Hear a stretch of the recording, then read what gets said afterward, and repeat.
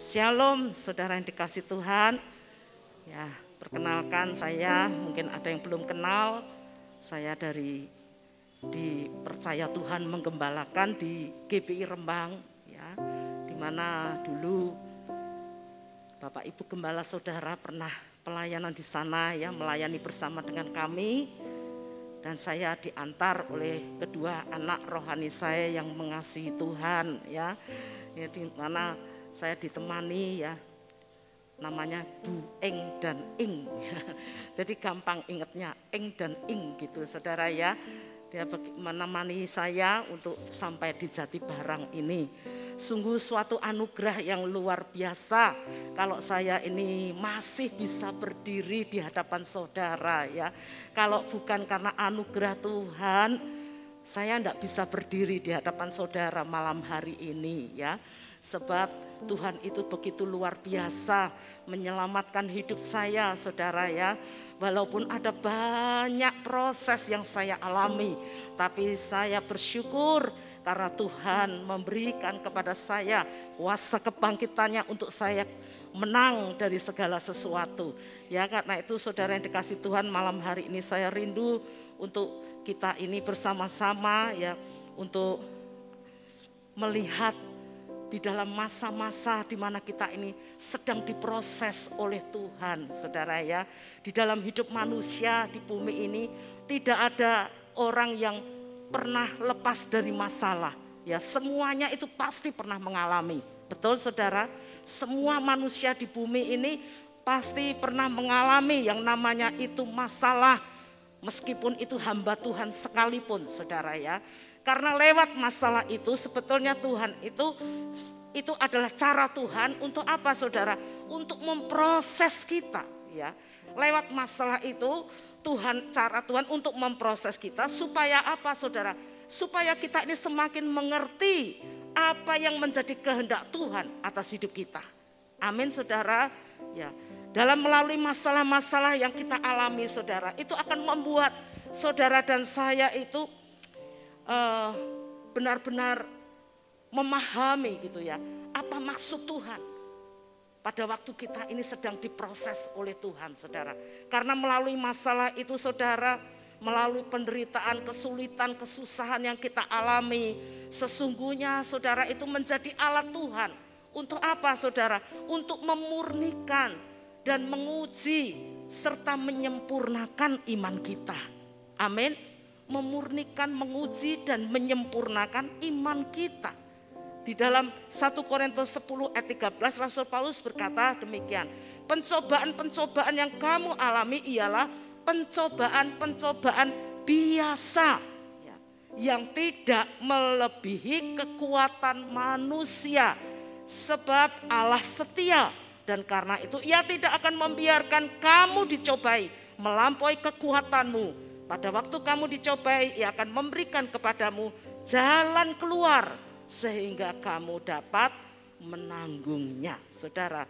Jadi apa yang kita perlu tanamkan di dalam hati kita, dalam pikiran kita, pada waktu kita sedang diproses Tuhan melalui masalah yang kita alami, itu yang pertama kita tanamkan, saudara, bahwa pencobaan atau masalah yang kita alami itu adalah pencobaan-pencobaan biasa yang tidak melebihi kekuatan manusia. Itu yang kita tanamkan ya, pertama kali saudara, waktu kita sedang mengalami masalah, kesulitan dan lain sebagainya, saudara, tanamkan dalam pikiran kita. Pencobaan yang aku alami adalah pencobaan biasa yang tidak akan melebihi kekuatanku. Amin saudara. Sebab Tuhan itu paling tahu siapa kita. Karena kita ini milik kepunyaan Tuhan. Amin saudara. Saudara percaya saudara milik kepunyaan Tuhan? Amin. Kita semua adalah milik kepunyaan Tuhan. Sehingga hanya Tuhan saja yang tahu siapa diri kita. Dan Tuhan tahu seberapa kekuatan kita. Saudara ya, di dalam kita mengalami proses yang Tuhan izinkan terjadi dalam hidup kita. Sebab rancangan Tuhan di dalam hidup kita ini bukan rancangan kecelakaan, bukan rancangan yang menghancurkan hidup kita.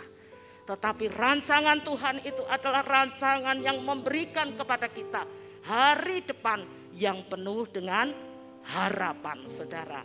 Itu yang perlu kita tanamkan dalam hidup kita. Lalu yang kedua, saudara, apa yang perlu kita tanamkan? Yaitu kita punya Allah yang setia. Dikatakan ya, kita punya Allah yang setia. Walaupun seringkali kita tidak setia, saudara, tetapi Allah kita tetap setia. Amin. Allah kita tetap setia. Ya, karena itu firman Tuhan katakan, Dia tidak akan mencobai, Dia tidak akan membiarkan kita dicobai itu melampaui kekuatan kita, saudara ya. Dia tidak akan membiarkan kita dicobai melampaui kekuatan kita, saudara. Dia adalah Bapa yang mengasihi kita ya, dengan sepenuh hatinya. Dia adalah Bapa mengerti bahasa tetesan air mata kita, saudara. Ya, karena itu saudara, di dalam kita menghadapi proses, mengalami proses, saudara, kita harus tanamkan, kita punya Allah setia.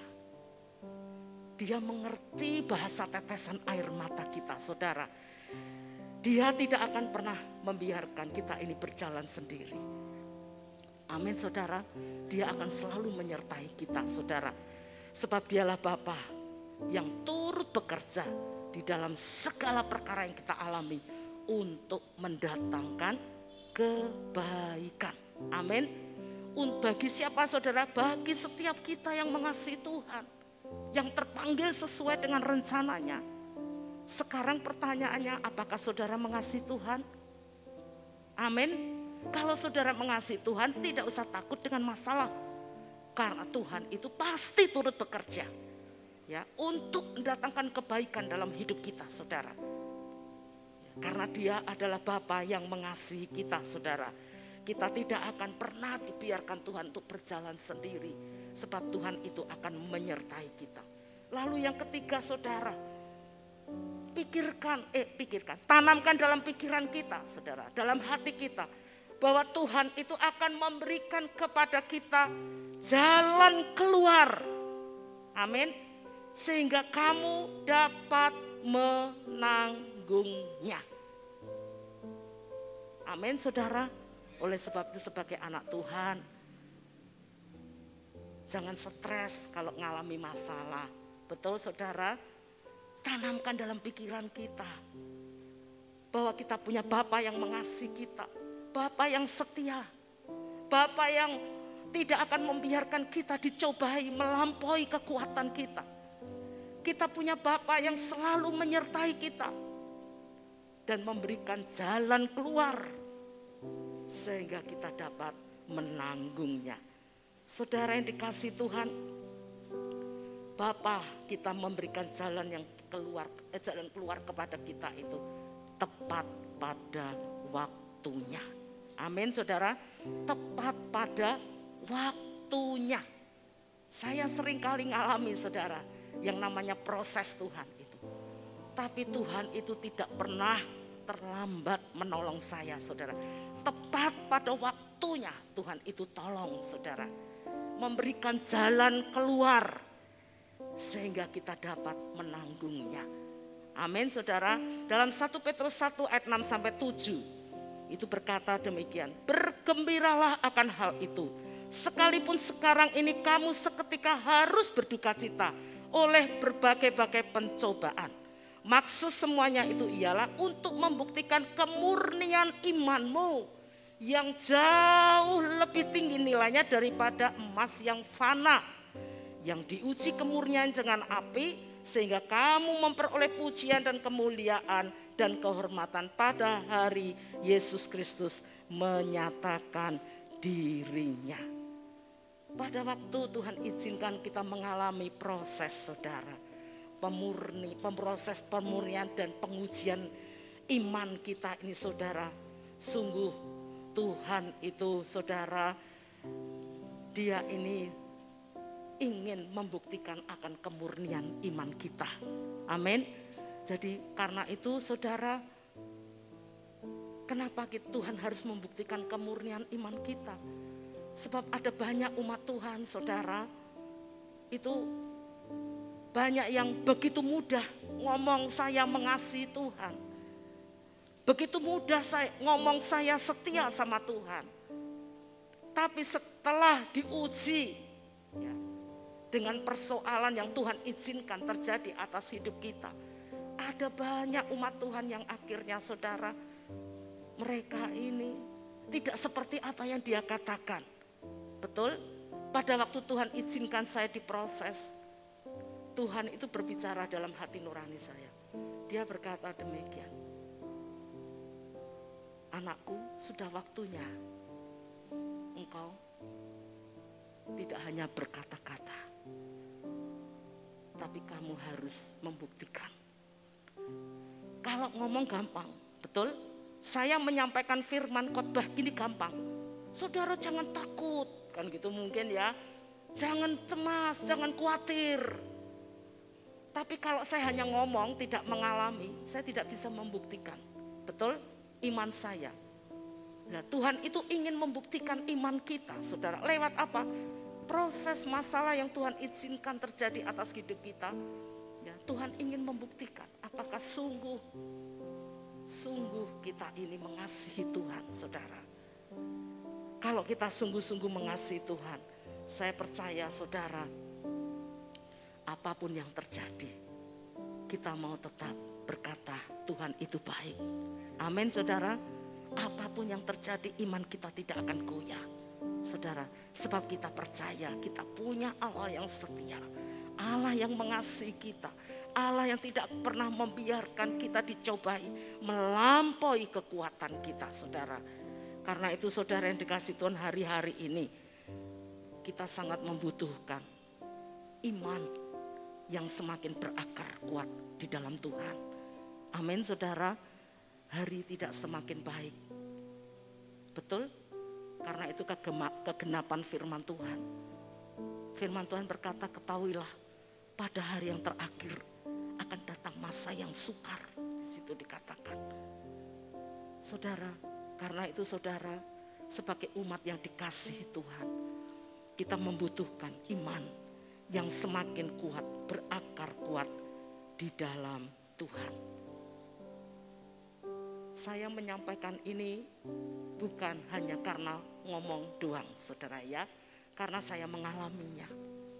Pada waktu Tuhan sedang memproses saya, saudara, di mana suami saya dipanggil Tuhan, di saat saya sedang divonis kanker. Saya sedang divonis punya kanker di dalam rahim saya, saudara, yang harus segera diambil tindakan operasi. Karena saya sudah dibiopsi, jadi tidak boleh berlama-lama, maksimal 3 minggu ibu harus segera dioperasi gitu. Kalau tidak nanti kansernya bisa menyebar, dikatakan demikian. Pada saat saya divonis dokter, saya mau ngambil tindakan operasi, saudara, suami saya dipanggil Tuhan pulang. Pada saat dia sedang mengantar saya, ya saudara, operasi, tiba-tiba badannya demam sampai 5 hari, kalau tidak 1 minggu gitu, saudara. Badannya demam dan ternyata dia dinyatakan kena COVID, saudara. Itu saya mau operasi dan sedang mengantar saya, saudara. Terakhir saya bertemu dengan suami saya pada waktu dia ada di IGD, saudara, masuk pertama kali divonis. Saya juga persiapan akan masuk rumah sakit untuk operasi. Saya di fit call, ya suami saya lewat anak saya yang menunggui. Dia kasih saya kekuatan. Itu pertama kali, terakhir kali dia ngomong sama saya, saudara. Saya bertemu dengan dia. Dia ngomong, jangan takut Ma, kamu besok mau operasi, jalani, nggak usah takut. Kau enggak usah mikir aku gak popo. Dia ngomong gitu. Saya enggak apa-apa. Karena memang pada waktu dia kena COVID, saudara, dia tidak bergejala berat. Gejalanya ringan, cuma demam gitu ya. Cuma demamnya tinggi. Setelah minum obat naik lagi gitu, saudara. Jadi waktu dia ada di IGD, dia juga dalam keadaan posisi masih bisa berjalan sendiri ke IGD. Tidak perlu naik kursi roda dan sebagainya, karena masih bisa berjalan, saudara. Dia masih bisa telepon sana sini, ya di IGD itu, saudara. Lalu saudara, itu terakhir kali dia berpesan kepada saya, dia dibawa ke ICU. Saudara, karena dokter mengkhawatirkan ya untuk kondisinya nanti kalau semakin berat gitu, saudara. Sebetulnya dokter juga tidak memaksa kita untuk masuk ICU, karena dokter hanya menawarkan, rumah sakit menawarkan mau diisolasi mandiri dalam perawatan atau di ICU diawasi 24 jam. Kalau diisolasi sendiri tidak boleh ditungguin. Kami anak-anaknya saya dan anak-anak saya berpikir, kalau papa nanti tidak ditungguin kan kasihan ya. Dia tidak ada yang merawat dia. Jadi lebih baik kita ngambil keputusan masukkan ICU supaya diawasi 24 jam kan gitu. Lalu dibawa ke ICU, saudara. Itu terakhir kali dia digledek gitu, ranjangnya saudara, di fit-call tuh. Saya sempat di dada, saudara. Di situ terakhir kali. Saya tidak mengira sama sekali kalau suami saya 12 hari di rumah sakit dipanggil Tuhan, saudara. Saya dalam posisi habis selesai operasi. Saya merasakan luar biasa, saudara.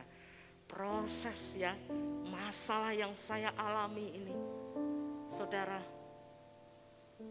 Secara manusia saya bisa syok, betul saudara, dalam kondisi lemah. Tapi tiba-tiba harus menghadapi kenyataan suami dipanggil Tuhan. Tapi saudara, saya tidak mau. Saya mengambil keputusan, saya tidak mau berfokus kepada masalah saya. Saya hanya bisa apa, saudara, nangis sama Tuhan. Saya nangis merendahkan diri sama Tuhan. Saya tanya sama Tuhan, Tuhan apa yang Tuhan mau? Kenapa Tuhan izinkan semua ini terjadi? Saya hanya apa, saudara, mengambil keputusan masuk dalam hadirat Tuhan. Untuk supaya apa? Ada kekuatan Tuhan yang mengalir. Sebab saya tidak mau tenggelam di dalam roh yang mengasihani diri. Di dalam proses ini, saudara. Walaupun, saudara, saya seringkali kadang gak tahan ingat suami saya. Tapi saya tahu, saudara, semuanya Tuhan izinkan untuk melatih saya. Supaya saya apa, saudara, memiliki kekuatan iman yang teguh di dalam Tuhan. Tuhan sedang melatih saya bagaimana menghadapi kenyataan yang harus saya alami, saudara. Karena itu, saudara yang dikasihi Tuhan, saya mengambil keputusan. Tiap hari saya harus masuk dalam hadirat Tuhan. Dalam doa pujian, penyembahan, saudara. Saya masuk supaya saya mengerti apa yang menjadi kehendak Tuhan dalam hidup saya. Saya perkatakan firman pada waktu saya lemah. Saya perkatakan Mazmur 103. Seperti yang Daud katakan, saudara. Saya perintahkan kepada jiwa saya, pujilah Tuhan, hai jiwaku. Pujilah namanya yang kudus, jangan lupakan kebaikan Tuhan. Saya terus perkatakan itu, saudara. Supaya apa? Saya tidak tenggelam di dalam duka cita yang semakin dalam. Dan juga di dalam roh yang mengasihani diri, saudara. Karena saya sadar Tuhan tidak pernah merancangkan yang jahat. Tuhan kita itu baik. Amin. Kalau tuh suami saya dipanggil Tuhan, itu sudah waktunya Tuhan.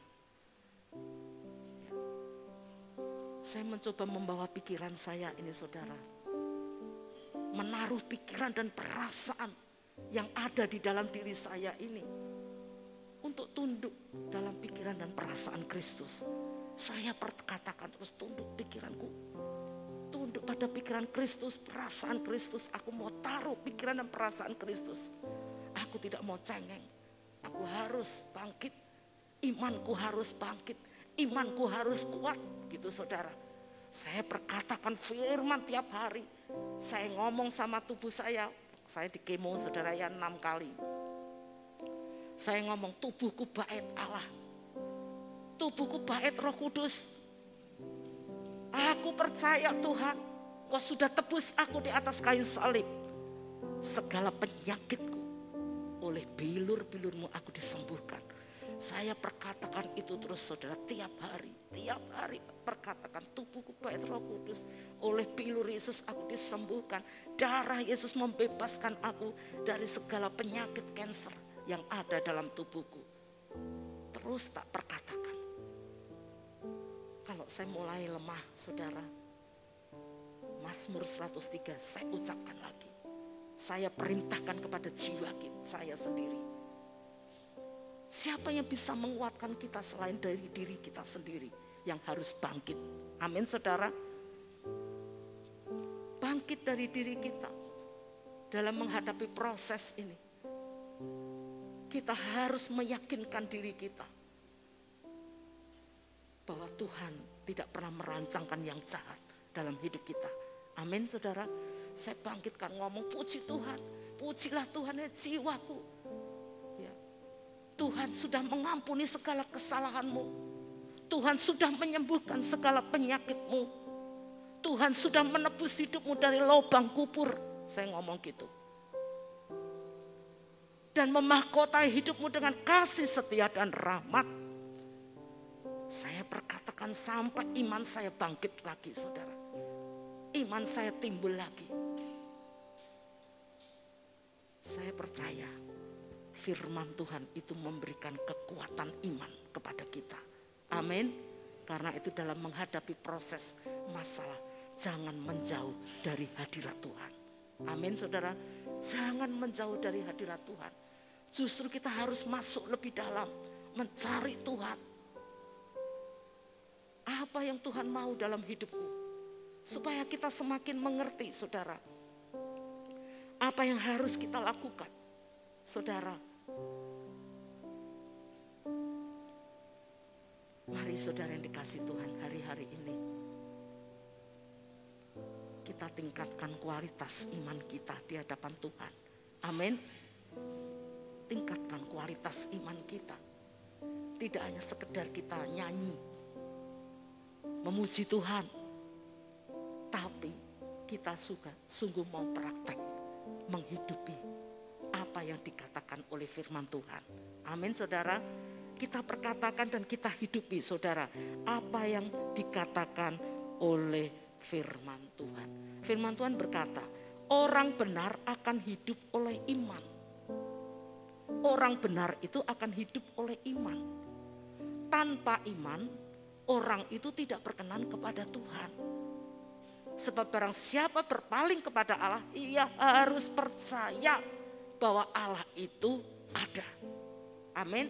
Bahwa Allah itu sungguh, bahwa Allah itu adalah memberi upah kepada orang yang sungguh-sungguh mencari Dia. Amin. Saya percaya ini saudara. Pada waktu saya terus berdoa sama Tuhan, masuk dalam hadirat Tuhan, perkatakan firman Tuhan, terus saudara sampai iman saya bangkit.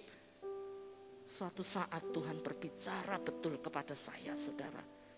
Dia berkata, anakku, apa yang engkau mau untuk aku lakukan kepadamu? Lalu saya berkata, Tuhan, aku minta perkenananmu.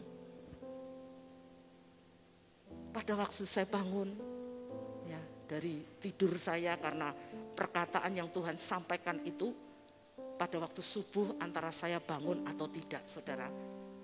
Jadi seperti orang yang bermimpi gitu, tapi sebetulnya tidak bermimpi karena saya ingat jelas perkataan itu dan saya juga mendengar jawaban saya saudara. Lalu saya duduk, lalu saya ngomong, saya termenung, saya memikirkan. Tuhan bertanya kepada saya, kok saya jawabnya tidak sembuhkan aku ya Tuhan. Kenapa kok saya tidak minta Tuhan sembuhkan saya? Kok saya minta perkenanan Tuhan? Lalu Tuhan ingatkan ayat 1 Korintus 6 ayat 1 itu saudara.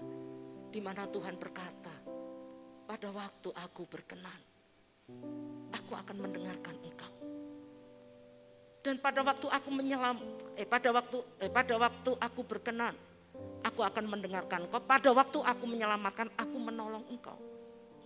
Saudara, di situ saudara, firman itu terus menjadi rema dalam hidup saya. Saya baca berulang-ulang sampai saya ngerti sungguh apa maksud Tuhan. Dan sungguh luar biasa dahsyat saudara. Setelah saya semua menjalani perawatan, selesai saudara, saya kontrol berapa kali, dokter berkata, setelah dicek semua, ibu adalah salah satu pasien kanker yang disembuhkan Tuhan. Dahsyat Allah kita, amin. Tuhan mendengar doa kita saudara. Karena itu saudara, bangkitkan imanmu pada waktu Tuhan izinkan engkau mengalami masalah. Jangan terpuruk dengan keadaanmu. Jangan cengeng, jangan mengasihani diri. Cengeng sama Tuhan tidak apa-apa, nangis sama Tuhan. Saudara ya, nangis saya kalau ada ingat suami saya nangis sama Tuhan. Saudara ya, kalau saya namanya pernah saya hidup dengan dia 45 tahun. Saudara, saya menikah dengan suami saya dan sudah merancangkan 5 tahun lagi mah kita merayakan ulang tahun emas kita. Dia berkata demikian. Saudara, kita sudah merancangkan, membayangkan mau ulang tahun pernikahan 50 tahun. Ternyata tidak sampai saudara ya. 45 tahun kita menikah, Tuhan sudah panggil dia pulang. Saudara yang dikasih Tuhan, kalau saya ingat seperti ini bisa nangis enggak? Nangis saudara ya. Saya juga punya perasaan ya, manusia. Saya bisa nangis. Tapi begitu saya tenggelam kembali dalam duka cita, saya bangkitkan kembali iman saya saudara ya. Saya bangkitkan, arahkan mata hati saya kepada Tuhan. Saya percaya Tuhan ada sesuatu yang Tuhan hendak kerjakan. Kalau Tuhan hidupkan saya, Tuhan sembuhkan saya percaya itu bukan untuk kepentingan saya, tapi untuk kepentingan Tuhan. Saya ngomong gitu saudara. Karena itu saudara, saya mengambil keputusan, baik Tuhan, kalau saya harus melanjutkan pelayanan dari apa yang sudah dirintis suami saya yang ada di Rembang saudara. Secara manusia saya sudah ngomong sama Tuhan, saya nggak bisa Tuhan. Saya ini siapa? Kok menggembalakan jemaat? Saya nggak bisa. Tapi kalau memang ini kehendak Tuhan, saya ngomong, berikan aku keberanian untuk melangkah Tuhan. Perlengkapi saya.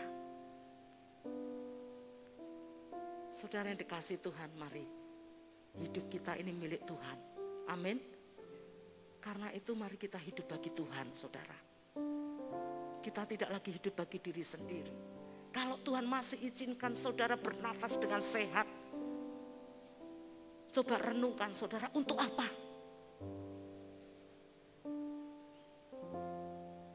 Apakah hanya untuk sukses supaya di dunia kita ini diberkati Tuhan berlimpah? Tidak saudara.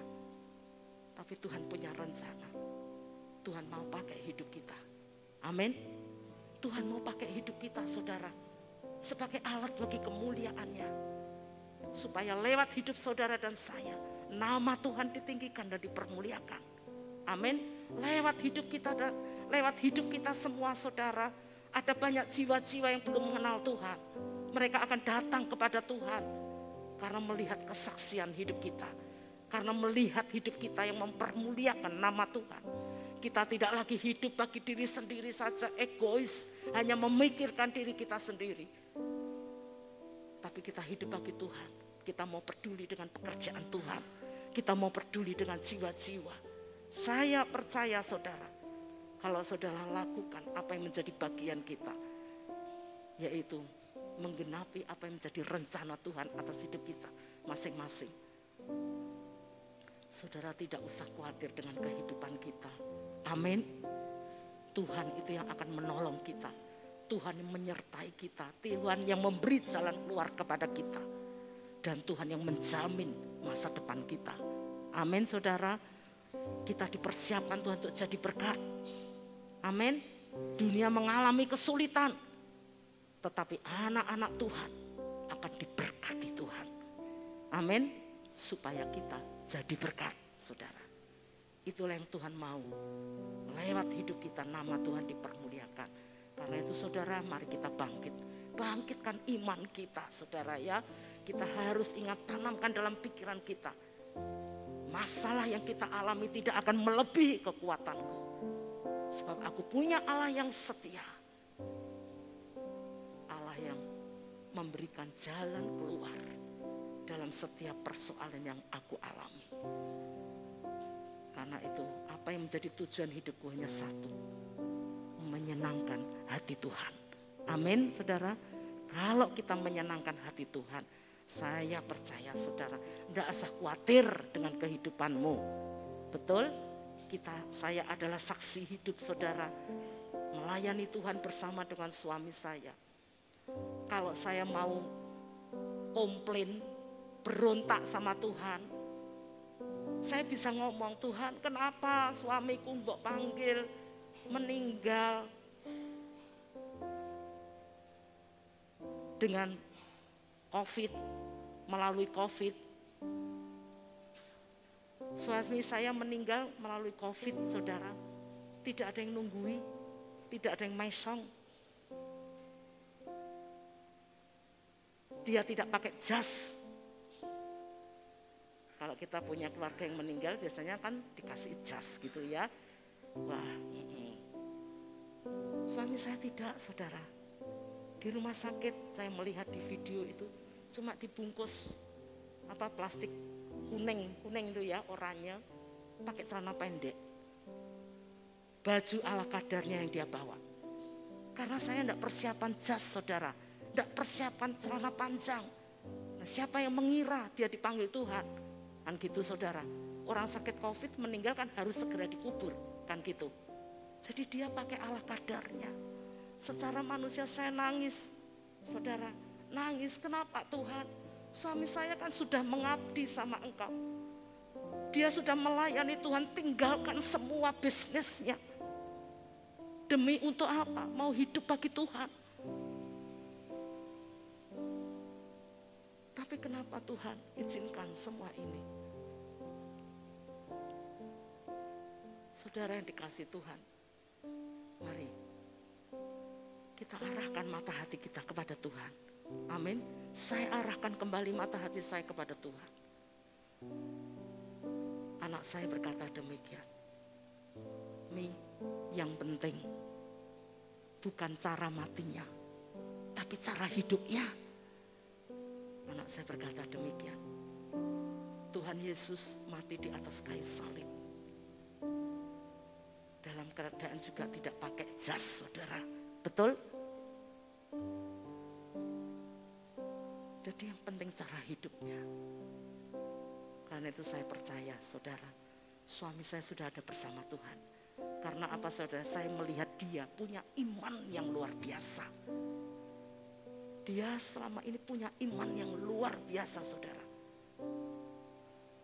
Dia berkata kepada Tuhan, kalau saya mati besok dipanggil Tuhan. Tuhan, jangan Engkau panggil saya dalam keadaan menderita sakit sampai berkepanjangan. Membuat keluarga saya repot. Dia berkata demikian, merepotkan anak-anak saya. Saya mau dipanggil Tuhan pada waktu tidur. Dan dia pernah sampaikan kepada jemaat juga demikian. Ternyata saudara, apa yang dia inginkan dikabulkan Tuhan. Pada waktu dia dipanggil Tuhan di ICU, saudara, dia dalam posisi tidur. Karena sejak dia masuk ICU hari kedua, dia ditidurkan, saudara, karena di ventilator, ya, alat bantu nafas itu dia ditidurkan oleh dokter. Jadi selama 10 hari suami saya tidur tidak merasakan penderitaan, saudara, sampai dia dipanggil Tuhan, dikabulkan Tuhan. Dan dia berkata dia tidak takut mati, sebab dia percaya dia ada bersama dengan Tuhan pada waktu Tuhan panggil. Amin saudara, hidup kita milik Tuhan. Apapun yang terjadi, kita mau tetap berkata Tuhan baik. Amin. Karena itu tidak usah khawatir dengan proses, dengan masalah yang Tuhan izinkan. Karena itu sifatnya hanya sementara. Amin. Tuhan Yesus memberkati saudara. Ya, mari kita bangkit berdiri.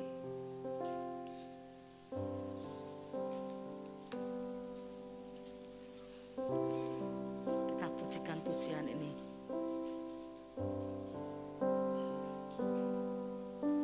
Engkau Bapa yang mengasihiku,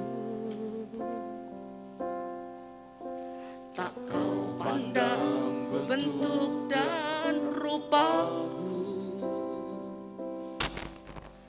Engkau mengasihiku dengan sepenuh hati, tak pernah sama seperti dunia ini.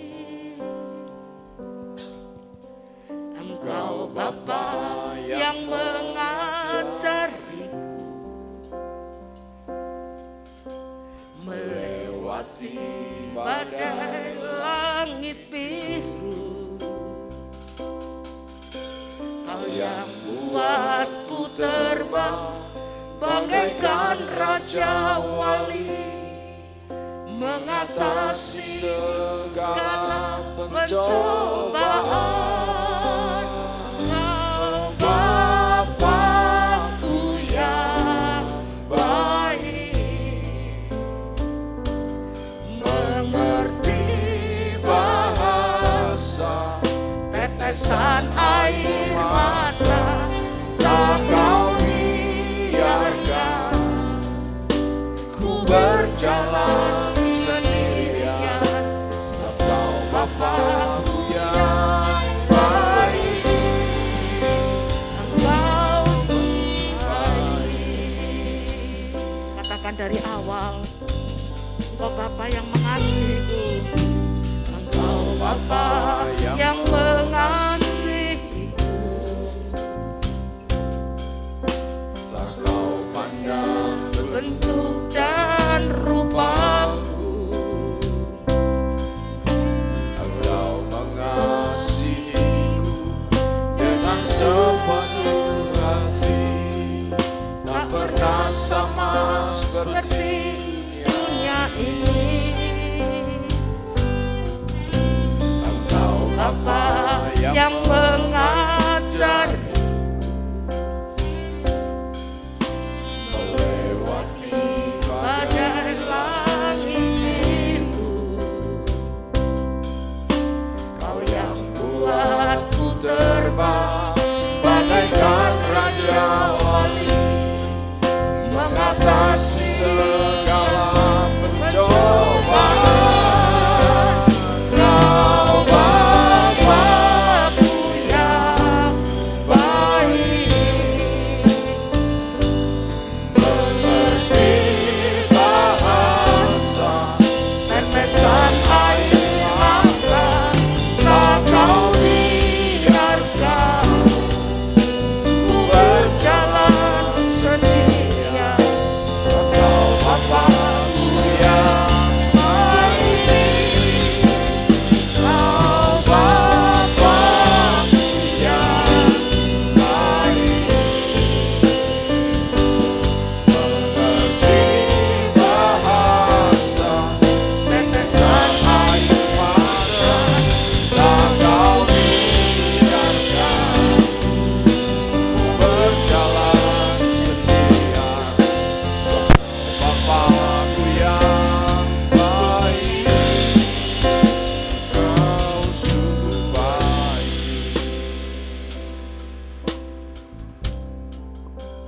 Kami bersyukur buat kebenaran firman Tuhan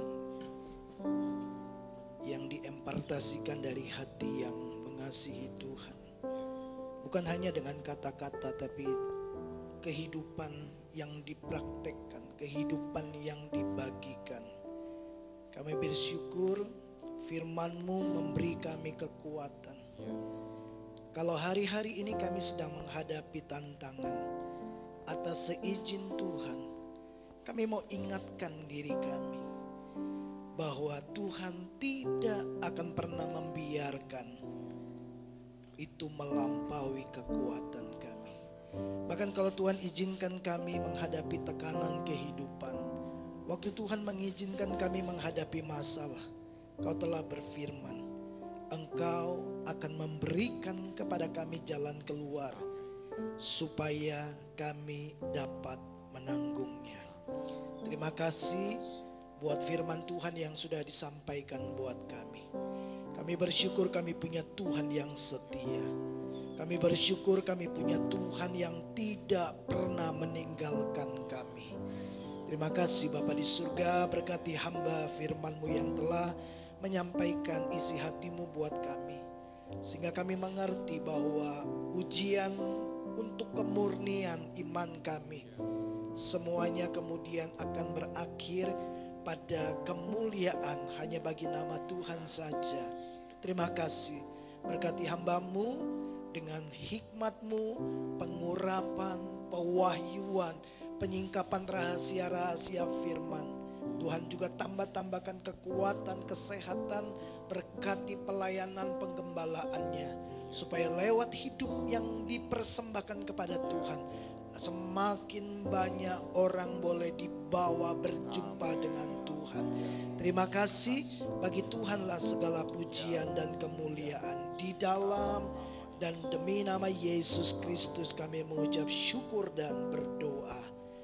Amin.